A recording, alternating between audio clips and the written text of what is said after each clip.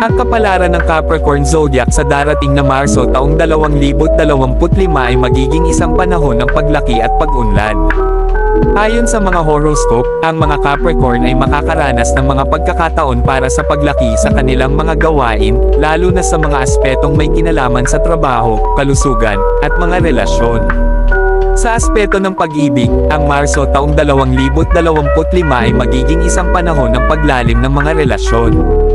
Ang mga Capricorn ay makakaranas ng mas malalim na koneksyon sa kanilang mga mahal sa buhay. Gayunpaman, kailangang mag-ingat sa mga pagsubok sa mga relasyon, lalo na sa kalagitnaan ng taon. Sa karera, ang Marso taong 2025 ay magiging isang panahon ng paglaki at pag-unlad.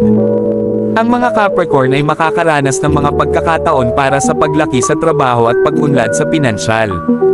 Ang pagtutulungan ng magkakasama at pagiging mapanghikayat sa mga komunikasyon ay mahalaga sa panahong ito. Sa kabuuan, ang Marso taong 2025 ay magiging isang panahon ng paglaki at pag-unlad para sa mga Capricorn. Kailangang mag-ingat sa mga pagsubok sa mga relasyon, kalusugan, at karera, ngunit ang mga pagkakataon para sa paglaki at pag-unlad ay magiging mas malaki.